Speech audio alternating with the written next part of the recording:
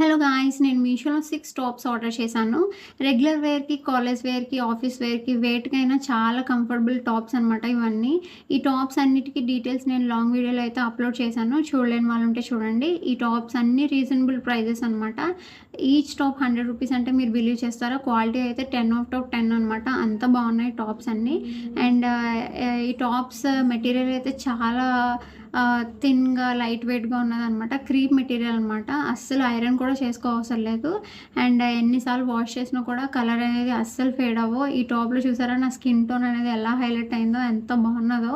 ఈ టాప్స్ అన్నిటికి మనం లెగ్గిన్స్‌తో, జీన్స్‌తో అండ్ ప్లాజోస్‌తో కూడా పేర్ చేసుకోవచ్చు. అంత బాగుంటాయి.